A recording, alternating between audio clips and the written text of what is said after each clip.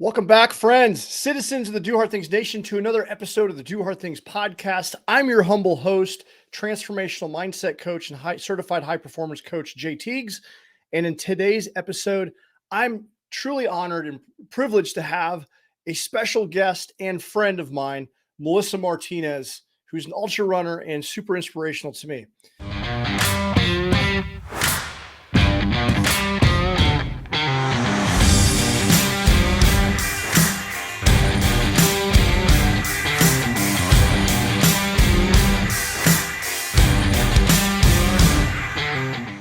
Before we get into today's episode and conversation, just a quick reminder to please subscribe so you're notified of future episodes.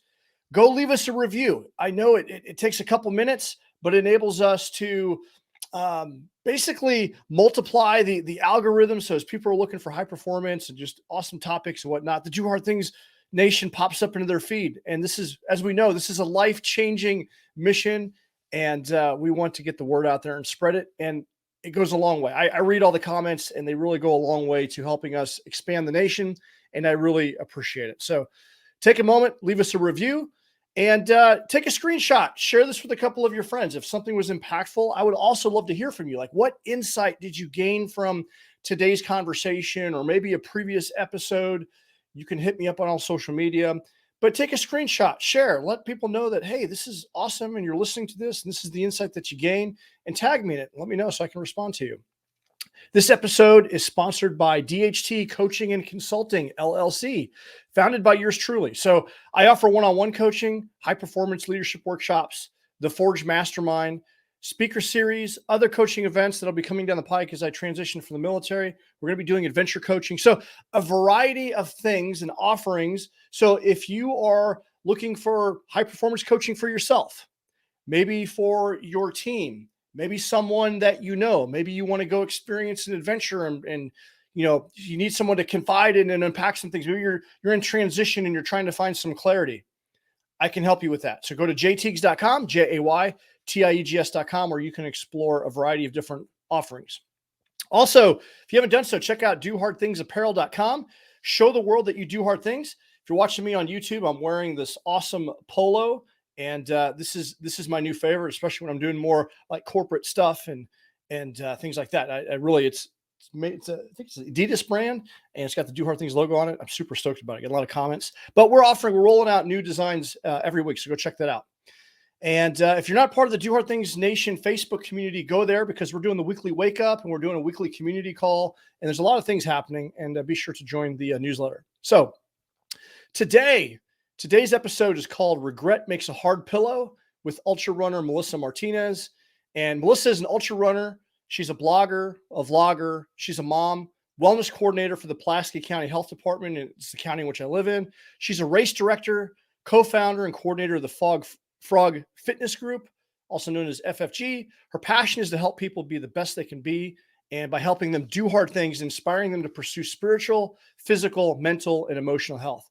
Melissa is the host of the Thejoyfilledrunner and the Sharpened Runner podcast. She's an ambassador of Hoka, Midwest Endurance Company, and Bass Pro Fitness series. She's an amazing human being.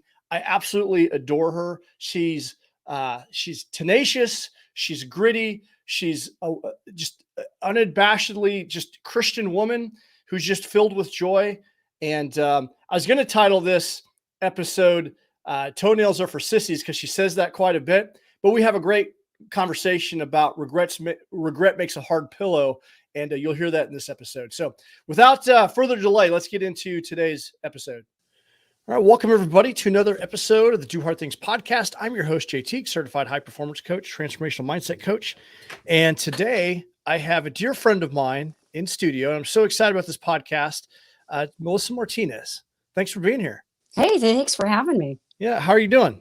Oh man, I couldn't be better. Although I did take a fall this morning. I pulled a Jay Teagues this morning, and did you spill your coffee? No, I clipped a rock. I was about 2 miles away from the health department trying to hurry up because I had a board meeting.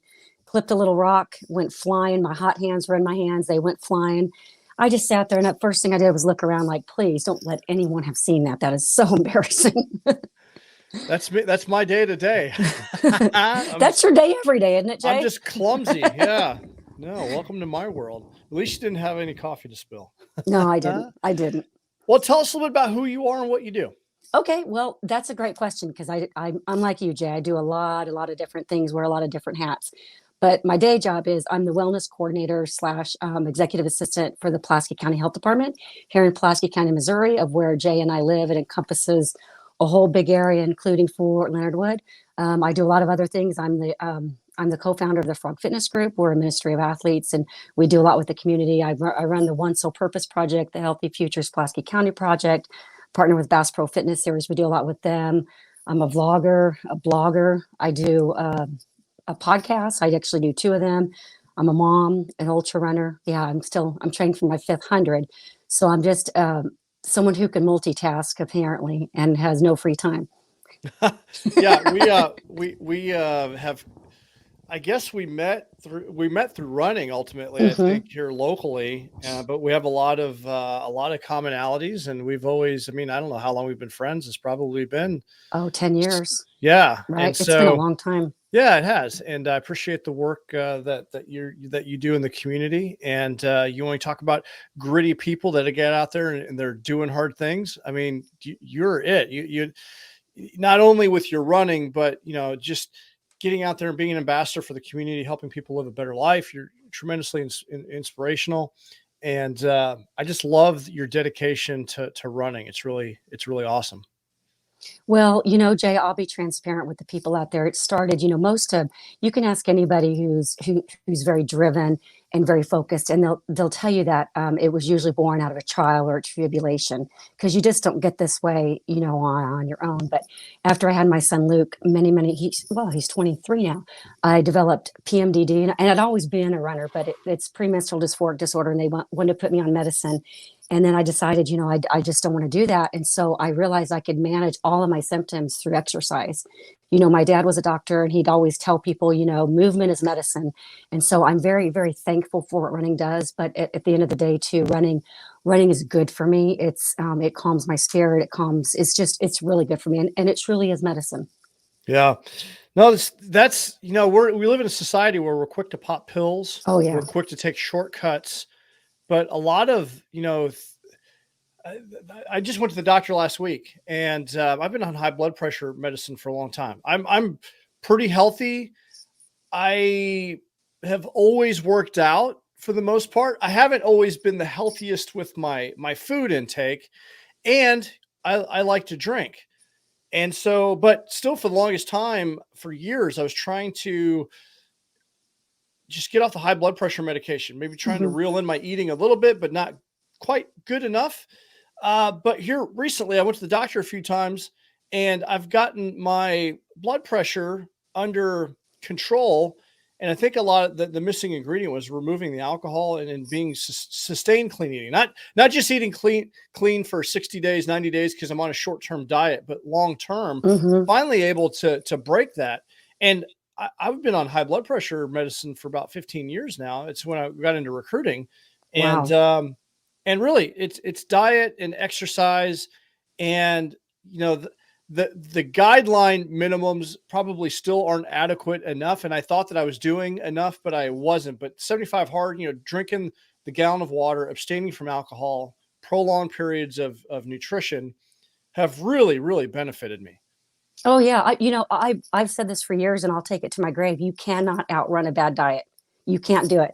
I've tried to do it myself. You just can't. I do more cardio than anyone I've ever met in my life. I do at least probably 3 hours of cardio a day, and I still have to watch what I put in my mouth, and not just the amount, but I do watch. I don't eat junk. I don't hardly eat any sugar. I try to eat green, and I think it shows in, mentally, because we have a lot of people, depression is so rampant in our world here. We're talking about movement as medicine, but so is food. Like, you see people like, I always just want to go up to people who are filling up a big Slurpee full of soda and say, listen, do you realize how much better you feel if you would put water in that cup? But they've been doing it for so long that they don't even realize that they're having these sugar highs and these sugar lows. And they don't realize that part of their depression is caused by by the food that they're putting or the drinks that they're putting into their body, because what we put in is what we're going to get out. I mean, it's plain and simple. You can't get around that fact. And everything we eat is tied to our physical health, our mental health, emotional, spiritual. I mean, we're a package deal. Yeah.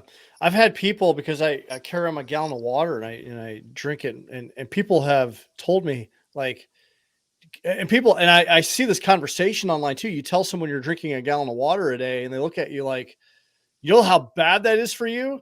Like, Yes. and I look at what they're drinking. I'm like, it's strange how we put drinking a gallon of water as like something extreme, when Hmm. you could actually drink more than a gallon of water Oh a yeah. day. But yeah, it's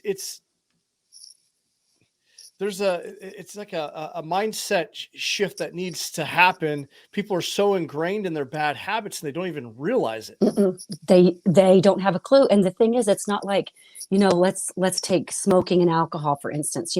You've got to go to places that have these. Everywhere you go, you can get a soda, you can get a burrito, you can get a cinnamon roll. I mean, it's just everywhere around us. And we are just a generation that is addicted to fast food and addicted to high fructose corn syrup, that fires off your neurons like cocaine. Yeah. And so they don't even know. And I think a lot of it comes back down to education, because that's one of the things I'm very, very passionate about. I get to go into schools and teach the elementary kids, but a lot of people, they just have no clue. They've never grown up knowing what they should eat. And so they just follow the examples of what they see, or, the commercials that we see on TV. It's so hard. I go into a convenience store and I need a snack because I'm traveling. And I'm just like, the options are so Mm. limited. I want to go for the Doritos because I love Doritos. Same. Um, but I go over to the protein bars and it's like, it's going to cost me 3 times as much as the candy Hmm. bars. And you go to the nut section, I'm like, oh, almonds again, I but know, I'm like, you same. know what? I have, it's having discipline, but I'm telling you, I don't know that we're ever going to get ahead of this problem because it's just so rampant, right? The Hmm. food industry, It uh, is. I don't know. It's so difficult to eat healthy. It economically doesn't make sense for a lot of No, people, no. and the options are overwhelming to people. And Well, see, then we come back to education, though, because for people that know, like I tell people all the time, they'll be like, I just can't afford to eat healthy. And I'm like, listen, it is as simple as buying beans in a bag, soaking them yourselves, and cooking them and throwing in some chicken. It's as yeah, simple as that. I mean, it can be done. If you are on a budget, it can be done, but you have to, comes back to that education. You have to do your research and figure out what to do. But it can be done on any budget. yeah, yeah. A bag of apples, a dozen of eggs, and some string cheese or whatever. Doesn't Oh really yeah. cost that much, Mm-mm. but when you have, what do my kids like? They like those cosmic brownies. Cosmic Oh, brownies, a box of those only costs like $2, right? I So, know. so it's so hard. You have to truly want to and develop the discipline to, to do it, and that's tremendously hard. It is, but we talk about the discipline. What you can do when you can discipline your physical self, it pours into so many aspects of your life. Yeah, That's why in the morning, the very first thing that I do Bible study first thing, and then I get my exercise out of the way, because that is going to be what determines my whole day. If I get that gain in the morning, that's going to spill through everything. It's going to help me determine what I eat. You know, well, as an ultra run anyway, especially when I'm in training, everything I eat, everything I do goes back to, is this going to get me closer to my goal? But that's a learned mindset. We both know that. But the first thing you do in the morning is definitely gonna. So it starts with disciplining yourself physically, and then it pours over. You make better food choices. yeah, absolutely. Well, I want to dig into a little bit about you. Like, when did you start? Like, you're an ultra runner. You run 100-mile races. Hmm. Don't you have a Missouri state record? I do Don't for you? the Yeah. 100 mile and then the 100K. What's the record? It's under 24 It's hours. no, actually, I have run two sub 24s, but this one, because they only started keeping records, it's like 24 and some change. Yeah. No, incredible feat. I'm an endurance athlete. I've done some ultra cycling. The furthest that I've ever ran is a 50K. I've done some ultra canoeing and kayaking, and a combination of in adventure racing, but just specifically to run. Like, I've never ran more than a 50K, which 50K is 31 miles. And by that time, like I am done. So the mindset needed to go another, 59 miles. It's incredible. It's incredible. It's definitely it's on my bucket list of something to do. Mm-hmm. For me personally, the challenge is, staying injury free in my training to get there. And I will do it. So I am inspired by you. And then I see the ultra runners that are here, because we have a pretty heavy population of ultra runners in this area. It's really inspiring to see, because I know how difficult that is and how painful that is. Yes. Why isn't the marathon good enough? Why 100 miles?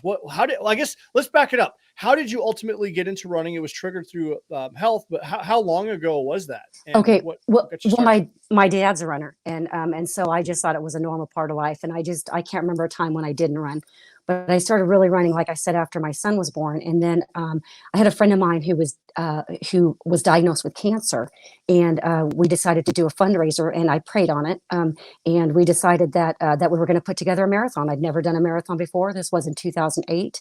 But, we just wanted to we ended up raising about 4,000 for the family, did my first marathon.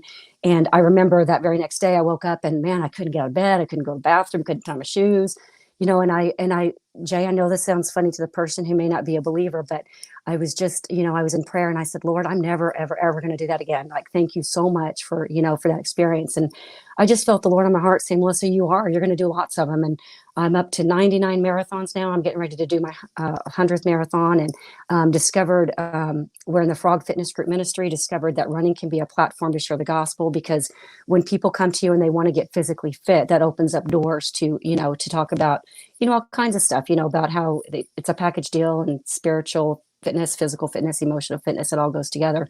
So I have a purpose. That's why. And I'm very, very passionate about it. I mean, I do love to run, but I love being out there and being on the course. And I always say, when marathons, people are running to something, from something, or for something.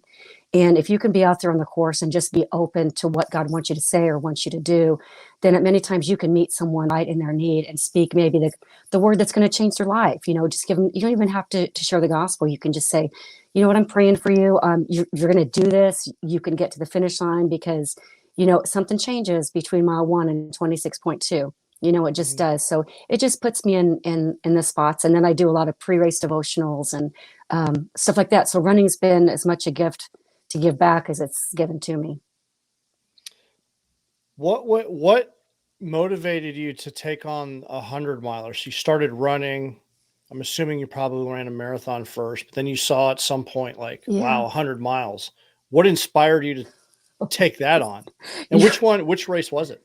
You were going to love this. So I had done probably 30 or 40 marathons by that time, and I moved up to the 50-mile mark, and I really liked it. And I was I'm an ambassador for Bass Pro Fitness Series, and it's just amazing the seeds you can plant. We were at, it was the night before the Bass Pro Marathon, and I was talking to a friend of mine, Paul Manis. He's also a Bass Pro Fitness ambassador, and he was talking about how he had just finished a 100-miler like the week before, 2 weeks, and was telling me about how he was hallucinating at night, how he couldn't even he couldn't step over the gas thing to put gas into his car. He couldn't lift up his leg to go on a curb, and by this time marathons didn't hurt anymore, and I was like, and 50 milers didn't really hurt anymore. And I'm like, I kind of miss that feeling. I kind of miss being on a pain train. And he just made it sound so amazing. I'm like, I want to hallucinate. I want to run through the night. I want to do something hard where my organs might shut down. So, because, as marathoners, there's a fine line between pain and, pleasure. And once you get to that fine line and you cross it and your body now looks at pain as pleasure, you can just never go back.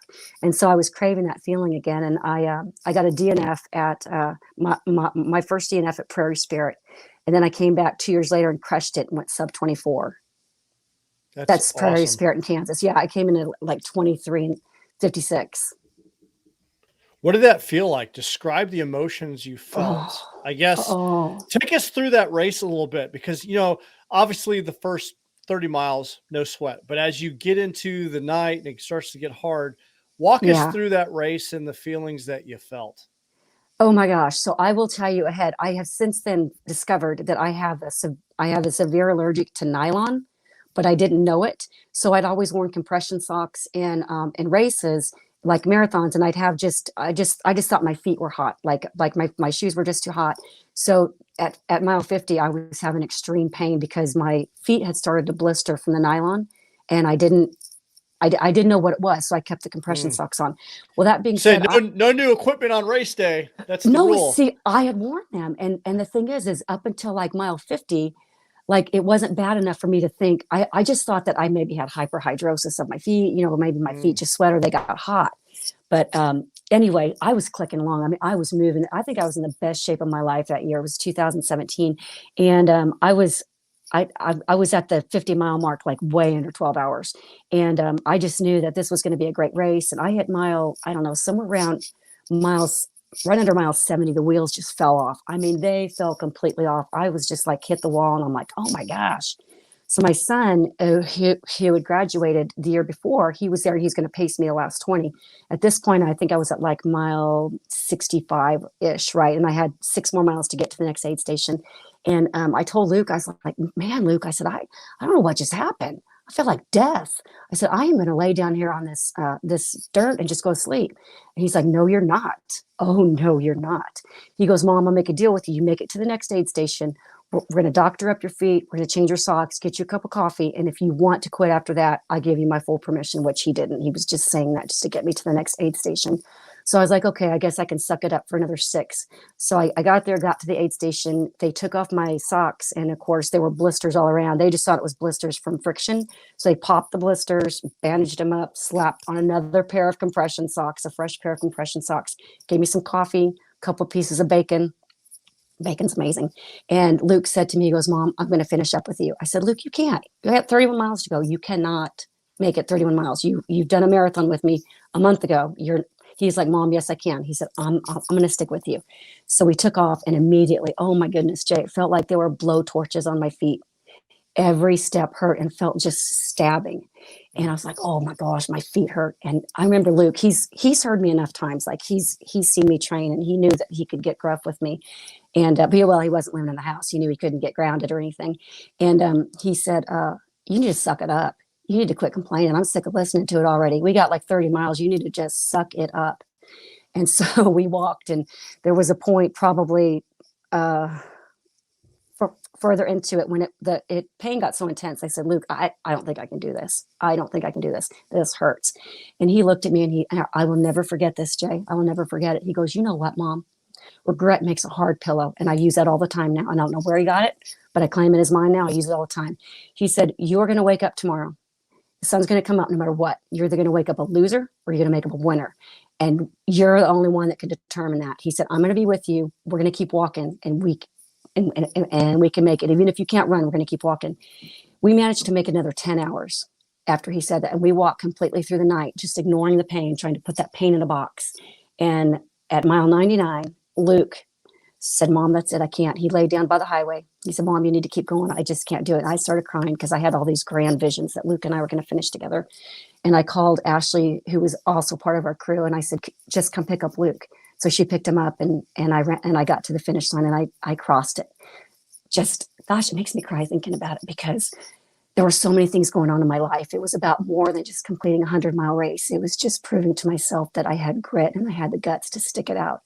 And when I crossed that finish line, and I have never felt such extreme exhaustion, but sheer pleasure. And it was absolutely amazing. And then Luke showed up, and I started bawling and telling him oh, my baby boy, you're so sweet. Oh. Regret is a hard pillow. Makes a very hard pillow. I love that. I've never heard that before. You said regret makes a very hard pillow? A very hard pillow. And you know what? And I have told so many people that, and it's kind of the way I live my life now. I want to live with no regrets. And I know things are hard, but always, always, always looking back, you never regret not giving up. Giving up, you will always regret it. And I'm not doing it. So when you cross the finish line, so for 30 miles, like at what point did he approach you when your feet were just burning? Like how far were you into that where you wanted, when did you think about completely tapping out? Oh, probably about mile 80. Mile 80? Yeah. You're just like, I'm done. I can't do another 20 miles of this. But I tell you what, he went through that, the Navy SEALs thing. He was telling me, Mom, this is the 60-40 rule. You've still got 60% in the tank, and you better figure out where that comes from. And then he got me really good. And he said, Mom, you've been telling me for years, I can do all things through Christ who gives me strength. Was that a lie, Mom? And I was like, ooh, somebody's watching. I'm like, okay, I'm going to do this. I'm going to do this. So, I was not going to live out that one. So. Very special to have your son out there at that moment. Oh. If you would have had someone else out there, do you think that would have motivated you? Did you have more motivation because that was your son spitting that Yes. fire at you, Yes. as opposed to anyone else? Do you think if it was someone else out there, you may have had a different outcome? I think so. I like to think that I would have finished because I was so far into it. But knowing that Luke was there, and I knew that he was going to face hard things in life, and something inside of me kept telling me, Melissa, this is forever going to change him. What you do is going to change the rest of his life. This is going to either give him grit, or it's going to give him a reason to tap out when things get tough, right? And so I didn't know what God had planned for that boy. I mean, I just didn't. And then a couple years later, he went to the National Guard. He succeeded. He made warrant officer at the age of 24. He's now he's in school right now to be a pilot. And I'd like to think that night in some way shaped him, because he didn't tap out until he physically could not. He was starting to hallucinate. It was in the dark. We were all alone, and it plays such tricks on you, when you're out there by yourself. But that night, I believe that he gained some much needed grit that he could never have gained in any other way. The kid's gritty. He doesn't tap out. He doesn't back down from anything.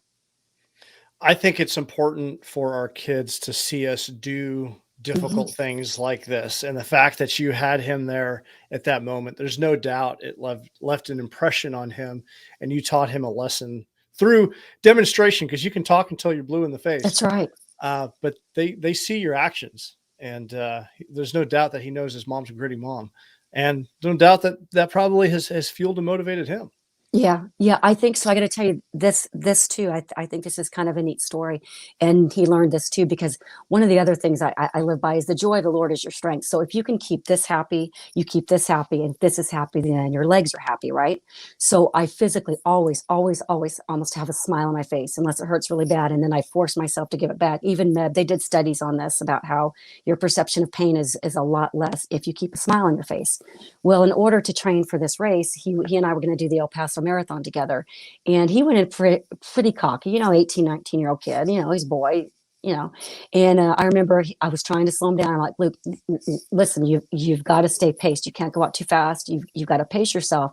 Or around miles 17 to 20, you're going to hit the wall, and you're going to be on the pain train. And so he did. But then about miles 17, 18, he was like, Mom, this sucks. He goes, this is hard. And I remember him looking at me, and he said, Mom, you make this look so easy. You made it look so easy. I thought this was going to be easy. I said, listen, Luke, I make it look easy because I want to inspire other people to do this. And if I'm complaining about it, or I'm always saying how hard it is, no one's going to try it. And I remember him saying, you tricked me. You tricked me, Mom. I'm like, I didn't trick you. I didn't trick you. But